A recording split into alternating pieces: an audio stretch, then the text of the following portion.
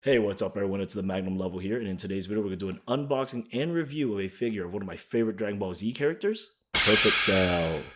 There's the Banpresto World Figure Colosseum Edition, so let's get to it.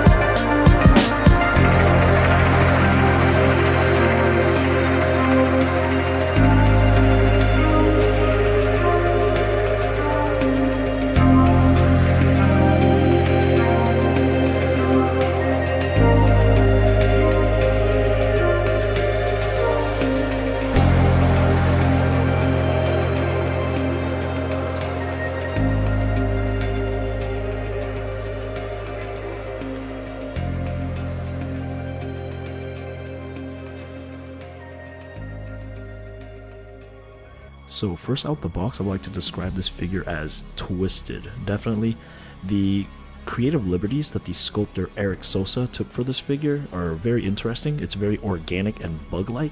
I like how the paint job on it is mostly matte, except for the black parts are more of a sheen gloss to give it more of a Hercules beetle kind of look. The pose that he's in definitely reminds me of the telekinetic move he uses to create the arena in the show, or even the command grab that he does to grab characters from across the screen to damage them.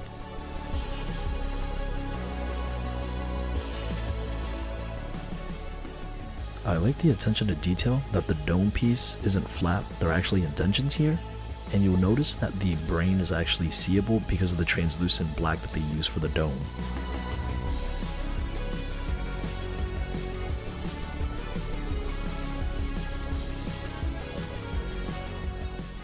At first I wasn't a big fan of the face because it looked too anime-like in comparison to the rest of the figure, which was realistic, but then it grew on me because it reminded me so much of his arrogant smile throughout the series, but I do have an issue with the headpiece though. I did see that there were some unclean parts, as you can see here that there's a little bit of plastic kind of hanging out. There's just stray plastic here, but I don't know if anyone else had this issue. It's not a big deal, it's hardly noticeable, but it was just something I want to point out.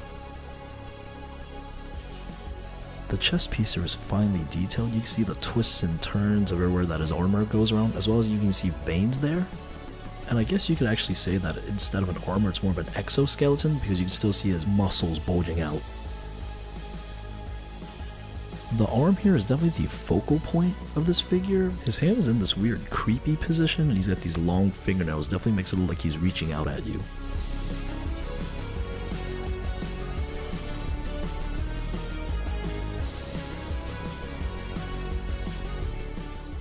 His wings are these two big pieces, and I was actually nervous they were going to fall off, but they actually stuck on very well. The stinger is a completely different color and texture from the rest of the figure, so it definitely stands out. His legs are just as detailed. You can see the striations in his thighs, and each part of his legs are so distinct due to the color and the mold of each shape. Right here you can see that on the side of the thighs he even added horns to them, so it looked very insect-like. And within the inner thigh here, it's a different pattern.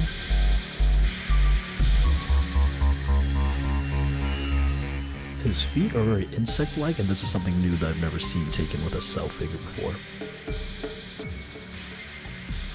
And in the back of the leg, you can see all these sharp edges and turns along his calf, and also the muscle definition on his hamstrings. I especially like within the headpiece right here, you can see this weird texture that they got going on, and it's also on the wings as well.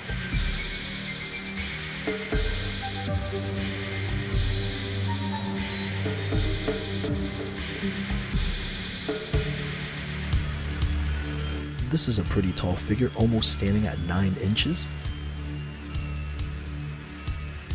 For a size comparison, this is him standing next to the S Culture's Raditz, the S Culture's Super Saiyan 3 Goku, and the Figure Rise Perfect Cell himself. All in all, I think this is a great figure. The sculptor Eric Sosa definitely did a perfect job at giving his own interpretation of the character. This is a definite must-have if you're a fan of Cell. In the comments, let me know what you think of the figure, and if you already have it, let me know how you like it. That's it for today's unboxing and review, and I'll see you in the next video.